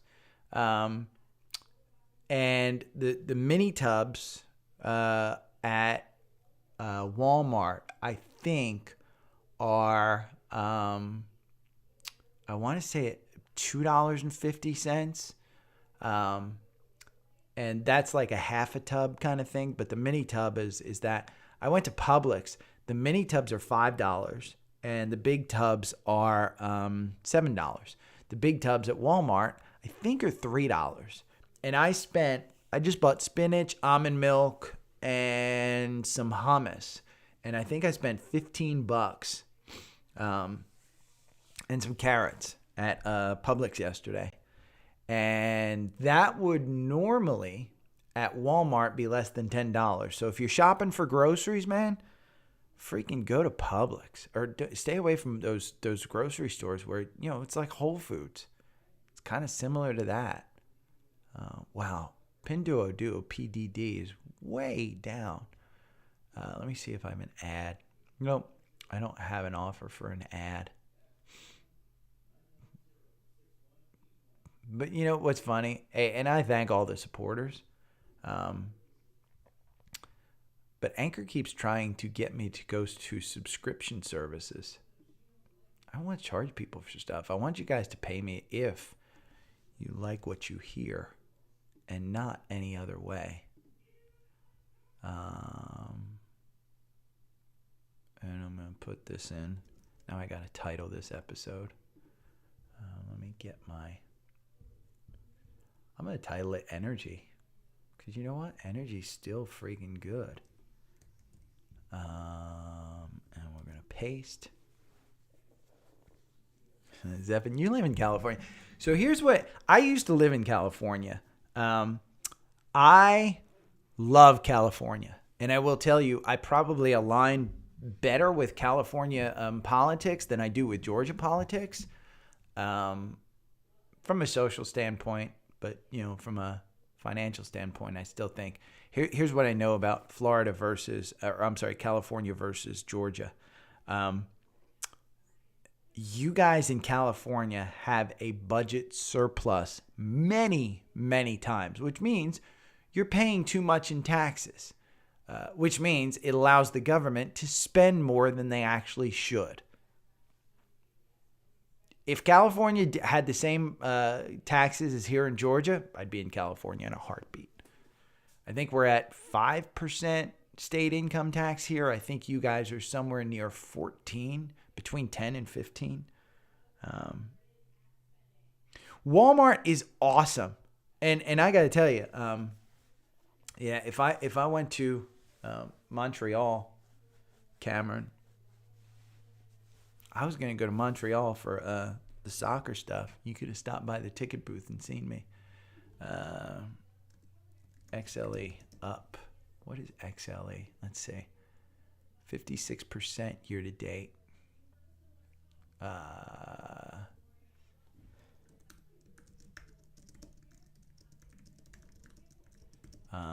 Market, let's see, 10, 24, 22. Market update. So we have, I'm going to put this in. You know what I found, Jesse and Cameron? So the Walmart by my parents sucks. The Walmart, that most New Jersey Walmarts are horrible. The Walmarts here in Georgia, it's hit or miss.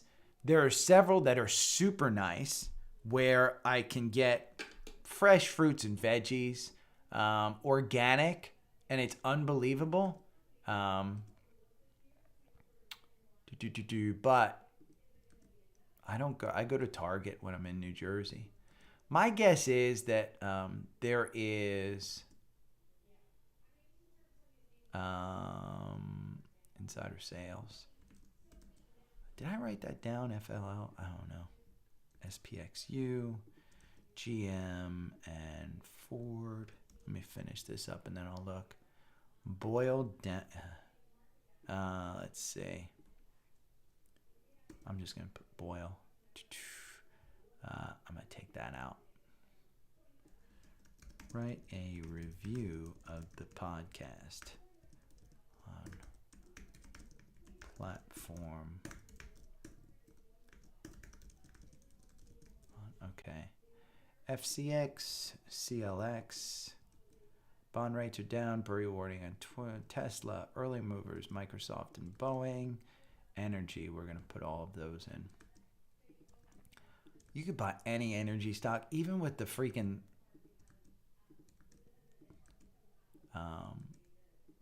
RSI so high. That's what worries me a little bit. SARK. Today I wouldn't buy anything long though. Well, unless it's energy.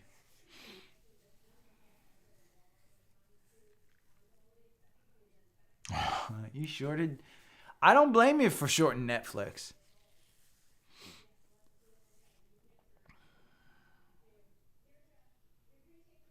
Oh, yuck. That's disgusting. Let's put this up. I wish there was a platform where I can invite people to actually talk rather than just listening to me talk.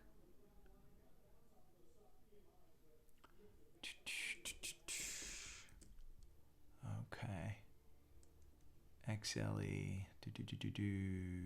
We're going to take this out.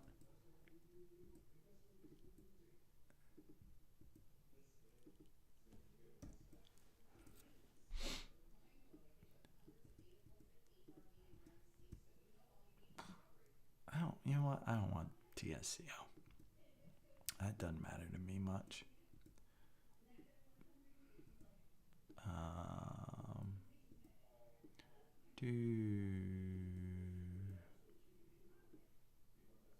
I don't care about Foot Locker either.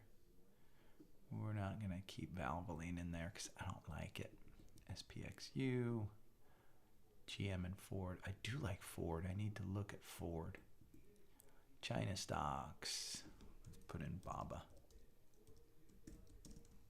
PDD, because those are going to be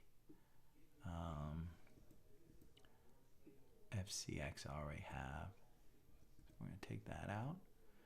We're going to leave Tesla in. We're going to leave in Microsoft and Boeing. We're going to leave in all of these energy ones. And then I'm going to have to do another. Okay, we're going to take these. And we're going to do X tweet. And we'll do Twitter. And we'll put this in. We're going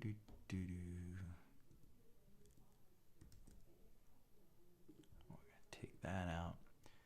And we're going to put this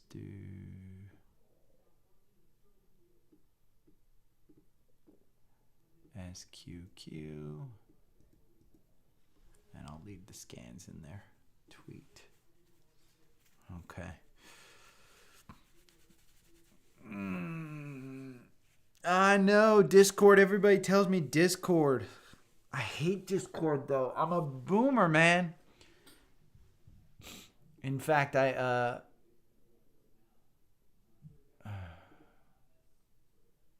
giant sucking sound.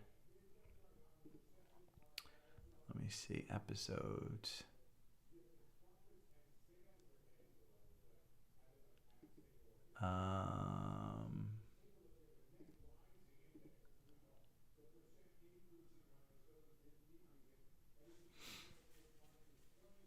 Let me see. Dashboard.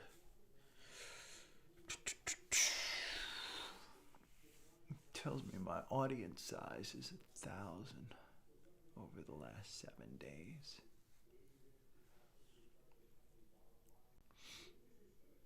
48,000 over the last month. Man, I tell you what, a lot of you people listening, and if you're watching on YouTube, a lot of people who are listening don't freaking subscribe on any other platform. They just listen.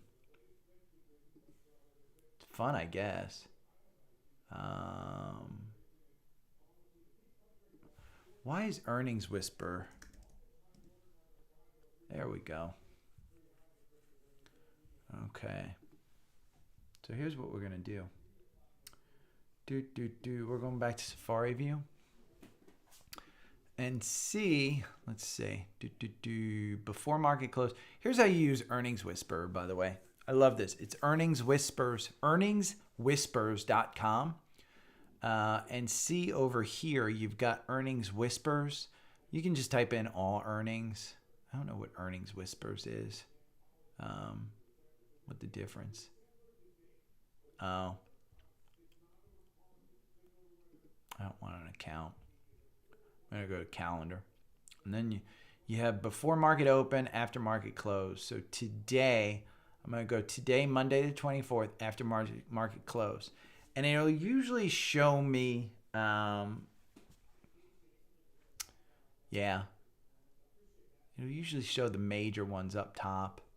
But see, if we go to tomorrow, and we go, you have UPS tomorrow, you have Coke tomorrow, General Motors, Cleveland Cliffs tomorrow before the market opens. Look, Cleveland Cliffs, they're only expected to grow by 0.3%. And you can kind of vote. But after the market close, Google tomorrow, Microsoft tomorrow, Visa, Enphase Energy, love that one. Chipotle's big.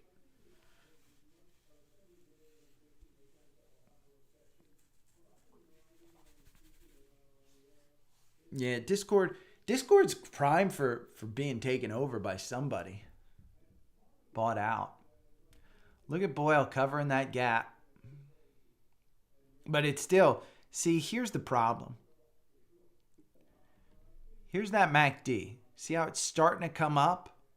And the RSI went from 21 to 31. That's a fairly decent move with not a huge move in the stock. You're up 9.27% today, by the way. Remember I said, hey, buy it at 35.50?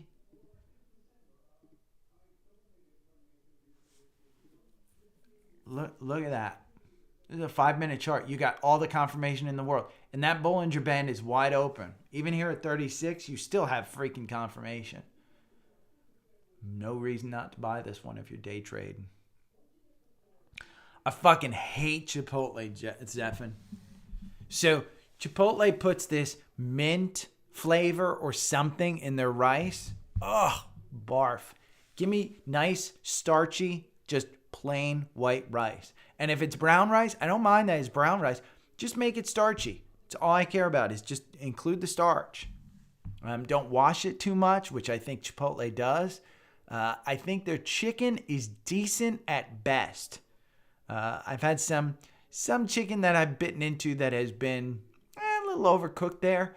My favorite, and again, it depends on the franchise that you're going to. But my favorite, I like Moe's a lot better than I like Chipotle. Because Chipotle is like, what, an $11, $12 burrito minimum? Moe's, I think you can get it for like $7 on the app. So much better. So much better.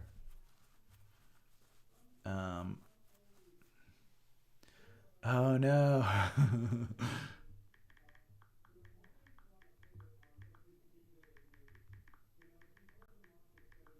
I have to send my friend Jennifer the link. Let me see.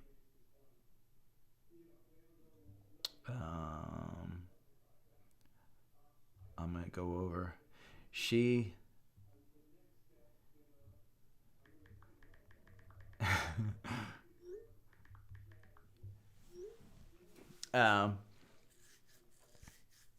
lime rice. It's disgusting. She just texted me the Rev run is over. So let's look at Revlon. If you guys don't know, Revlon was a did it change? Did it get delisted?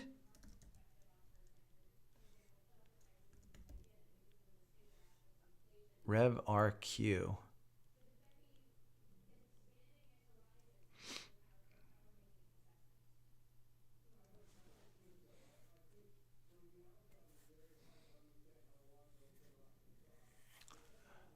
Hold on.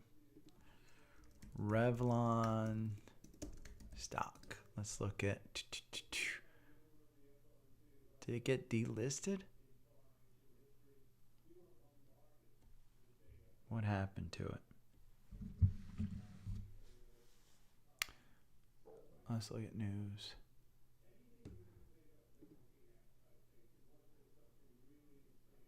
Three days ago. Tools. Let's look at the past week. No, I'm going to look at the past 24 hours. Did it go away? What happened to Revlon? I can't find Revlon. Hey guys, do a Google search for me. What happened to Revlon? Somebody's got to find Revlon. I don't know what happened. And hit up in the chat if you find out what happened. What happened to Revlon stock? Boyle, man. Boyle is the one. Boyle is crazy good. Today.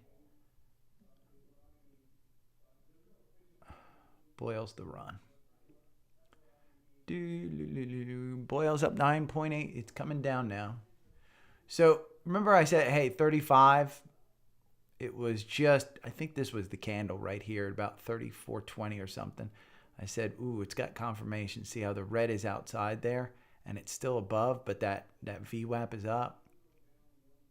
Shit, anything above this, it's kind of losing it now, but 35.65 is a support level.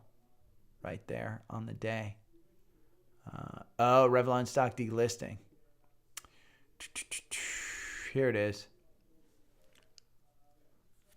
John, I'll look at UCO, but man, you can see on my chart here. There's a 5-minute chart of BOIL, and we've been watching it since it opened up.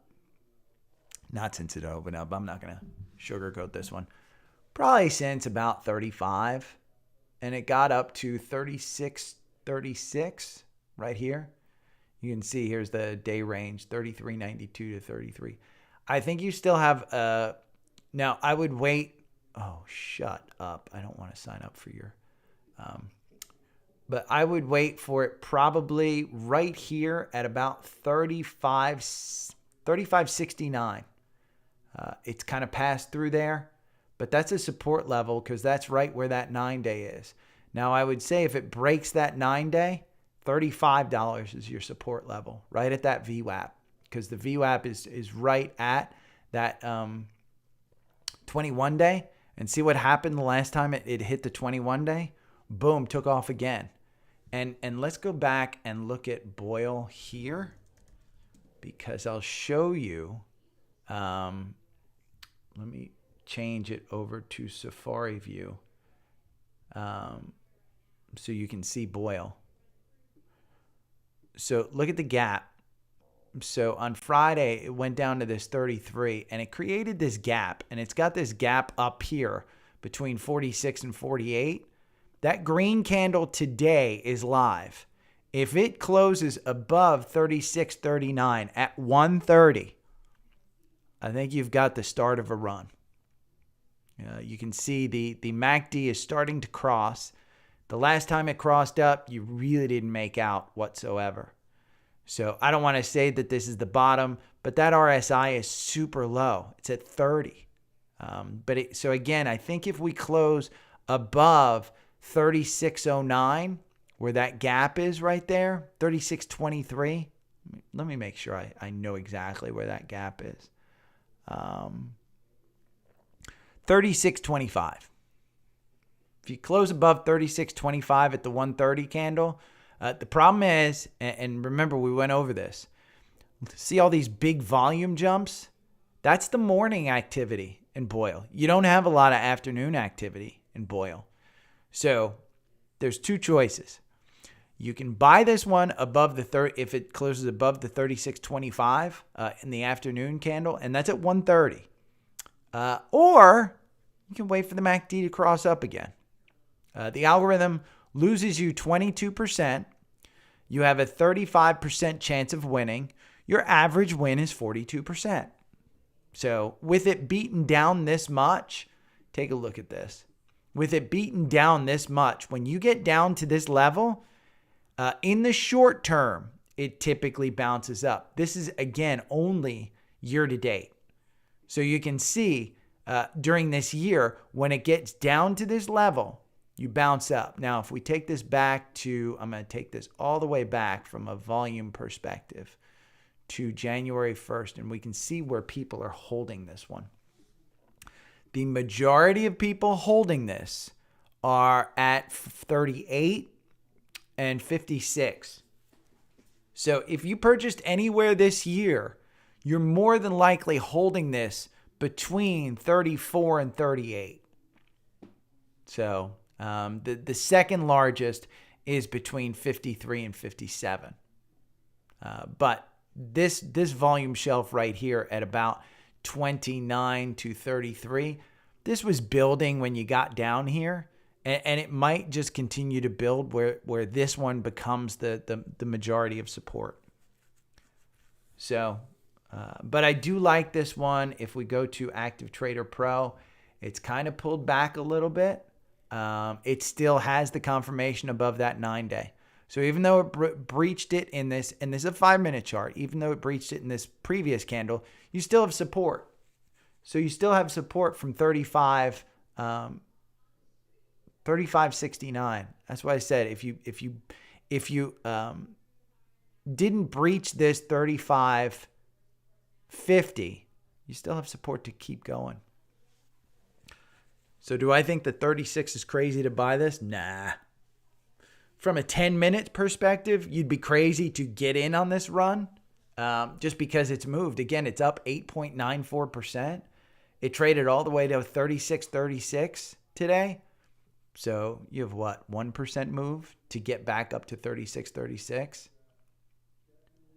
So I don't think it's crazy, but if you think that this one's going to run 20% in a day, I think that's a little crazy because look at the MACD.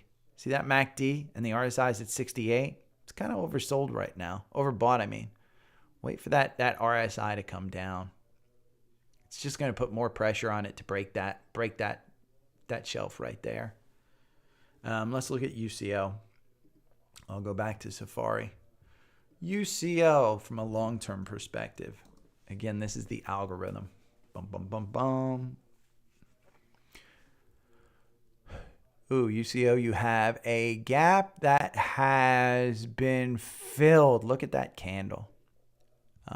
See that candle right here on October 18th? How it used that bottom portion of this gap right here at 28.52? Let's see. The low was 28.39. Bounced right off there. Now you got out with a 5%. It doesn't have you back in. But take a look at the MACD. That MACD is probably going to cross up. The algorithm makes you 61% on UCO. Here's the killer. Buying and holding UCO over 1,000 candles makes you 373%. Crazy.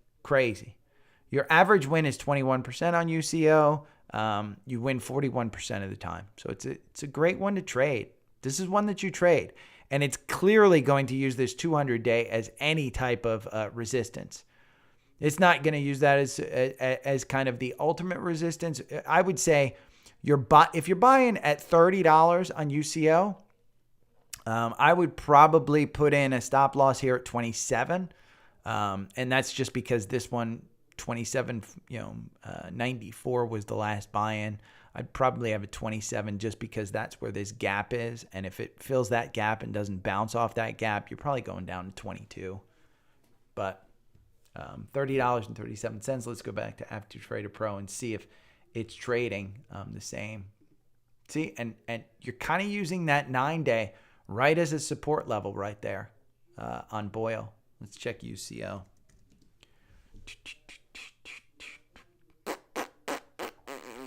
And I'm going to zoom in here so we don't care about the previous.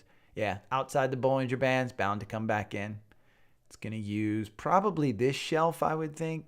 This shelf is building right here. 30.25 is a support. If it breaks that down to the 30.24, which is the VWAP, then you probably got significant downside. But see those Bollinger Bands syncing up? Oil's one of those that wants to go up. Has Atlanta Chipotle.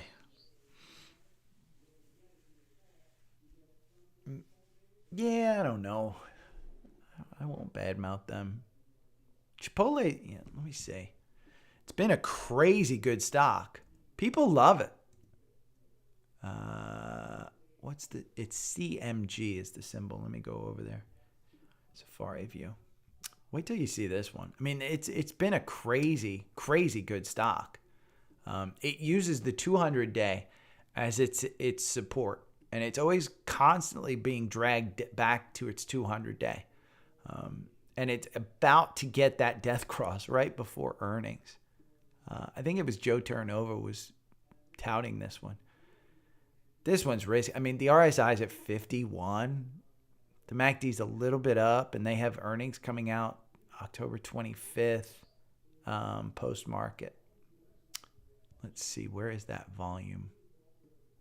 There it is. I don't want this one all the way back there. I'm going to move this right here. Let's see how many people have held through this downturn.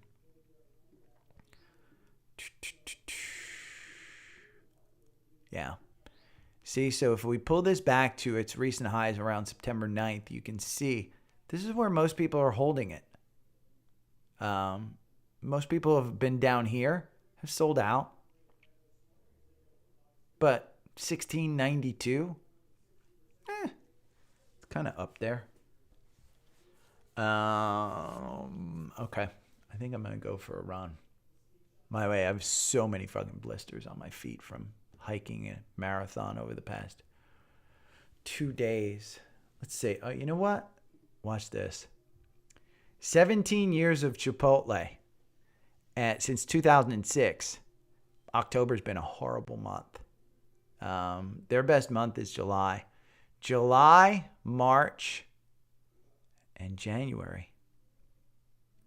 So if I were you guys, I probably wouldn't buy Chipotle stock, but I would buy it maybe November 1st because you have a 56% chance of winning in November, 63% chance of winning in December, and then a 75% chance of winning in January. And then get out in January. Let's see what it did last year during those times. Let's go to a monthly. So last year, there is September. We're going to zoom in a little here. I'm going to bring this down. July, August. It didn't work out last year. September, you closed at 1817. October, you closed at 1779. You opened at 1836. You went down to 1643 in November, and you went to 1748 in December. January, you just tanked. Again, you've got this support. The 9 and the 21 are trading right around there. So you really don't have much. Let's see. We're going to pull this back to recent highs. Here's your August 21st. That's your volume shelf level. See it? Right there. Doesn't tell me much. Apple's kind of the same thing, but Apple, let's see. Did we have a MACD cross up on Apple? We did at 141. Active Trader Pro. Sedge, I love Sedge. Yeah, see, you've broken through this on UCO.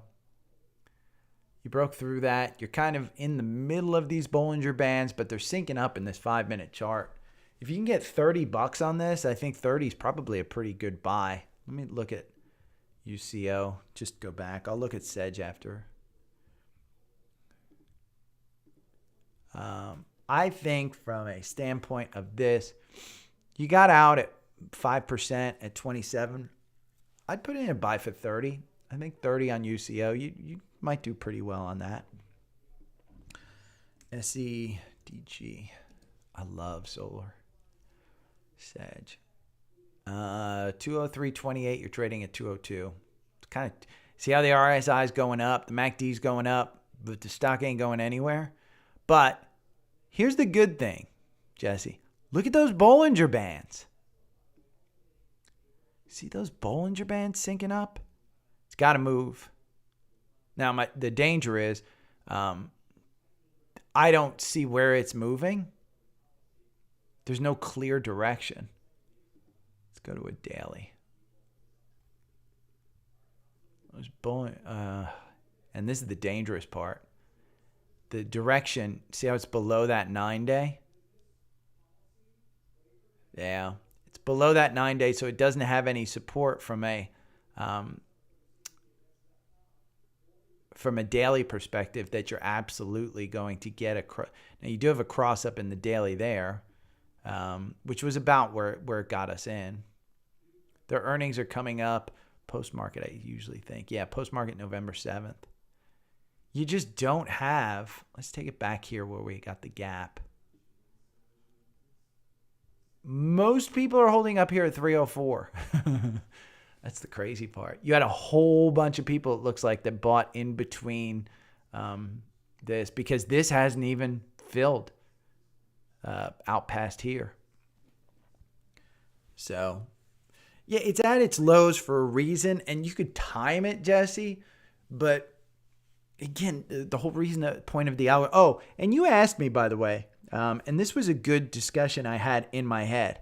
Why does the algorithm not outperform in a bull market, but it outperforms in a bear market? And the reason is, remember, it's a MACD cross-up. And so when the MACD cross-up happens, you've kind of gone down, and then the MACD cross-up happens when it's on the way up. So you miss out that first portion of the quote-unquote bear market. You may miss your first, 4 or 5, up to 10%. But then what happens is when you get to the top, it doesn't get you out all of a sudden. It waits for that button hook. So at the top, you have that button hook and it comes down. And the way the algorithm works with the moving averages is it actually has that button hook and it gets you out when it's down. It doesn't outperform in a bull market because a bull market just keeps going up from a long-term perspective. So when you look at those monthly charts, remember the algorithm is built on a 4-hour chart. When you look at those weekly and those monthlies, in a bull market, you're just going straight up. And you're having some pullback, but it might not get you back in time for all of those. Because I think it was somebody I heard since 2010, there were 20 trading days that compounded wind up making you 50%. So any trading in a bull market like we've been in for the last 10, 15, 20 years won't get you, it won't outperform. But the algorithm was built to make sure that you don't get caught in the COVID kind of down trap. And that's why I wrote it. So when we go to a SPY, and we're going to go to a weekly. So this goes all the way back to 2012. See? So remember, the algorithm is based on a 4-hour chart. And so it's going to get you in at some of these points, but it's going to get you out. And the problem is, like, for instance, here, 2016, you see a low, it touches the 200-day right there. This is the 2018 when they started tightening, when Yellen started tightening, it touched the 200-day. This was COVID. Now, would you have been smart to sell up here? The algorithm probably got you out on February 24th. And again, are you selling out of your portfolio? Probably not. Like a stock like Apple, you're probably not selling out of. So is this protecting your entire portfolio? No. On SPY, if we run the algorithm, the SPY over 1,000 charts, it gains you 2%, 2.28%. Well, over 1,000 candles, if you just bought and held, you made 10% on the SPY. Remember, 1,000 candles is like 2 years. So this 2-year time frame, let's see, you're back to 2020. So here, October 2020, you were right around here. So do you do better just buying and holding? Yeah. Because you're just not going to get in and out that quickly, and you're not going to time it as well.